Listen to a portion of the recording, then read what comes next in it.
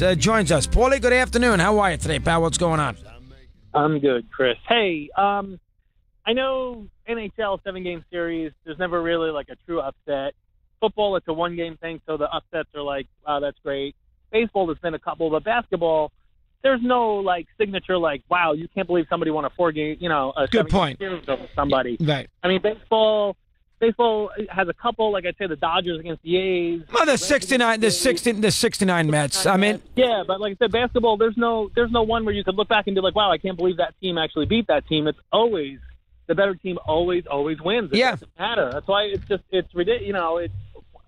It doesn't make it interesting at all. Yeah. I mean, there's no chance that for any lower team to ever beat anybody. I mean, they may push them to 7 games, but that's about it. Yeah, listen, I get it. I mean, there's been about 5-8 seeds that have won against the 1 seed. A couple of them were not really an 8-1 because the Knicks were not an 8 and the Heat were not a 1. And 1 year the Knicks beat them.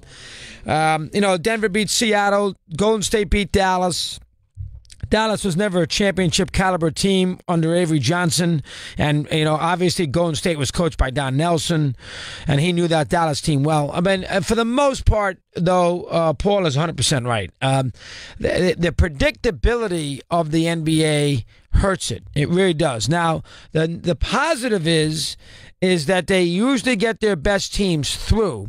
And if they get themselves into a situation where they have 2 great teams who are on opposite ends of each conference, or they're in the same conference and opposite ends of the draw, you might have a 7-game slugfest. That's an absolute classic. And you might have that this year with Houston and Golden State. You might. Now, I don't trust Houston to be on that level, but you might.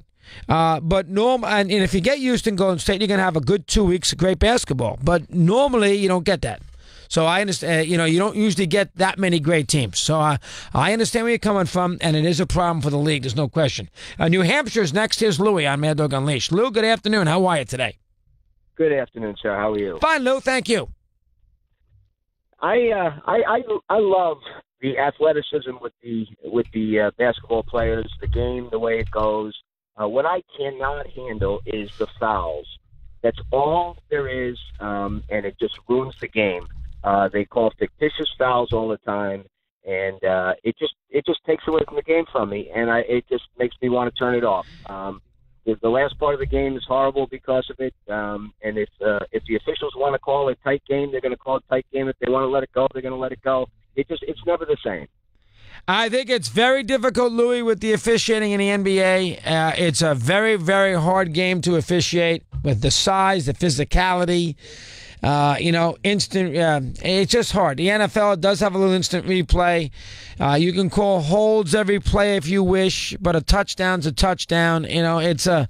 For the most part, the NFL officiating can be very spotty. There are some issues there with defensive backs holding that you can, decide, changes the course of a game. So the NFL and the NBA kind of similar, but the NBA officiating is very, very tricky. It's very, very. Listen, the Lakers won back-to-back because of officiating. They called the foul on Lane Beer in Game 6 in 1988, 3 games to 2 Detroit. Lakers were down 1, 10 seconds to go. They went to Kareem. They called the foul, and then Kareem made the 2 free throws. Jake O'Donnell made the call. And everybody's screaming and yelling forever about how it was a horrible, horrible call. Bennett Salvatore made a call with Wade. They got Wade to the free throw line in 2006 against Dallas in one of those huge games against the Mavericks in which Miami pulled off the upset. A lot of people had a major problem with that call. I mean, it's very difficult in the NBA with the officiating. It's very tricky. And I'll tell you right now, the problem that you have right now in the NBA is that there's too much replay. I mean, they go to that freaking video in the last 2 minutes that takes long enough as it is. Every single ball's out of bounds. Did the ball touch the rim? Oh, it drives you crazy. Replay is overtaking these sports. I mean, in hockey, you really only have replay when there's a goal that is scored. In NBA, you have replay on 9 million scenarios. Same with football, and same to a certain degree in baseball. Replays hurt sports. It really has. Andy in Alabama. He's on Mad Dog Unleashed. Andy, good afternoon. Your turn. How are you? Hey, Doggy. Thanks for taking my call. You got it, Andy. Thank you. What's on your mind now? Let me hear. Hey, A couple things. Number one, in the NHL, I wondered if you saw the Blue Jackets game last night. I did. We're going to do something on that game shortly. Hell of a hockey game. I saw it. Go ahead. I wondered if you thought that the penalty on Josh Anderson was too severe compared to the hit. I didn't know. I picked up that late. That's the first period. He got thrown out of the game, and the Caps got a 5-minute power play, which they scored 2 goals. Right. I did not see that right when it occurred, and I would need to see it again. So I don't have an opinion on it. Now, I'm amazed that Columbus was able to battle back and win the game, but I don't have a complete opinion on the play, to be honest with you. Go ahead. All right, number 2, NBA. I'm from the Cleveland area, so I'm a big Cavs fan. Do you think, regardless of what LeBron does this summer, if they don't make it to the finals, does Ty Lue get fired? I don't have the answer for you on that either. A lot of that will be determined about what LeBron wants to do. Ty Lue did win a championship for him. I get the idea that LeBron does like him. I would think that he'd be okay. I don't know that. I'm just guessing that I would think he'd be okay. Hard to coach LeBron. Almost impossible. I would agree. I would think he'd be all right. Jason's in Tampa. Jason says hello. He's on Mad Dog Unleashed. Jay, good afternoon. How are you today, pal? What's going on? Hey, not too bad. Hey, while I was on hold, I was trying to think of reasons as to why I'm not interested in the NBA anymore.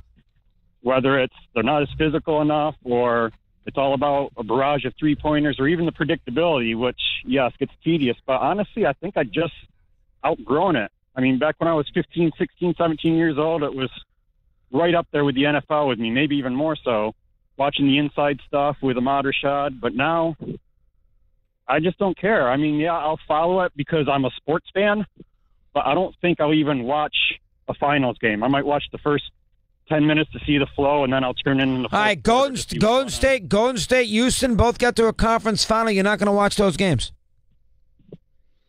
No, that's predictable. If I do, it would be just to root against Golden State because they've been there 2 years in a row. I'm kind of bored of them.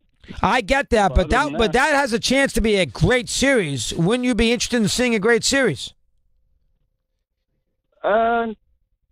Yeah, I mean, the first couple games, I might see how it plays out. If they're tied 2-2, I might turn into Game 5, and if there's a Game 7, I might turn into that. But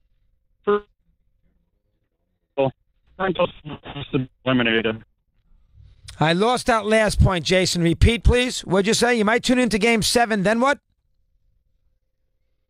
Now we lost Jason, but I get the idea. You got a little bored of it. Paul in Binghamton, New York, and he's on Mad Dog Unleashed. Paul, good afternoon. Your turn. How are you today? Hi, Chris. Really like your show. Long-time listener. I'm 61 years old. I've been a diehard Knicks fan, so you know what shape I'm in right now. Yep, I get it. But, Chris, here's an idea I was thinking of while I was driving.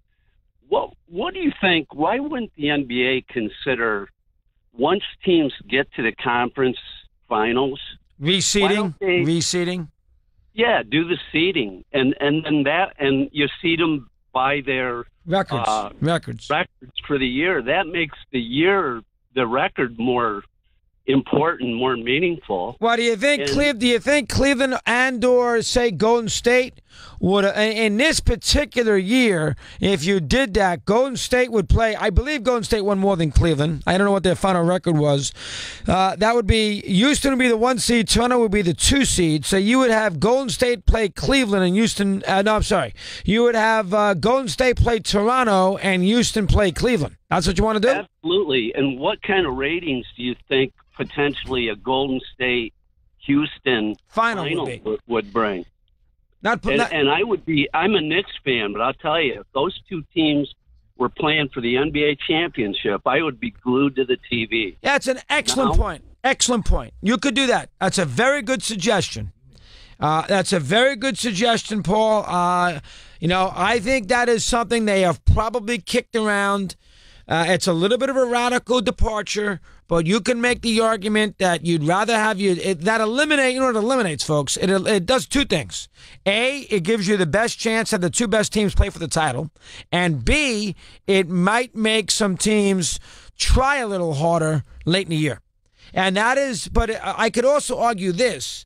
If you're going to do that, why not do it right away? Why don't you seed them differently right off the bat? If you're going to do it just in the Final Four, why wait to that level? Why don't you do it now? That way, you'd have everybody. You know what Milwaukee did the other night in Philadelphia was a disgrace. I mean, they're down 58-18. I mean, they had no interest in playing in a game. If you did it in a situation where Milwaukee could avoid Houston in the first round, maybe Milwaukee's going to play that game a little differently.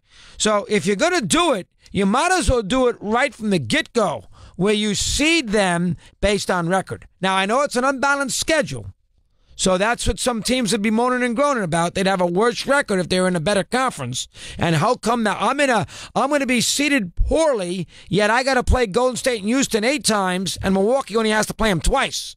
That would be the argument, but you can make the argument that's not a bad way to play.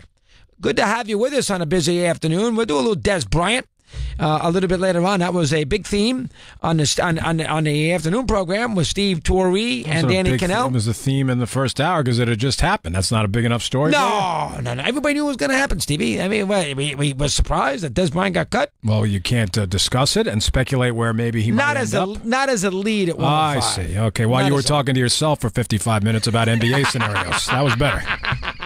That's a good point. At least I got a little reaction out of you for a change. Yes. A little something out of the gut, a little passion, a little... What do you mean? I don't give you passion? Get off, a little more personality from you. That's what we're looking for. I see. That's what everybody at the company has been looking for. Of course. When is Steve going to stop being a mannequin? And when is he going to get on there and show us a little heart and soul, so to speak? What's wrong with mannequins? Because we don't want... Mannequins are not good talk show hosts. That's why. Oh, I see. Okay, well, that's good. So show a little passion. So maybe I should get you more angry. And I can do that very easily. Should I continue? Oh, I know you can. Oh, should I continue? No, I think I'll take a pass on that one. The 512 double down? Yeah, it's coming. So is Christmas. There you go. A little personality with one and only Steve Torrey. Mad Dog Sports Radio.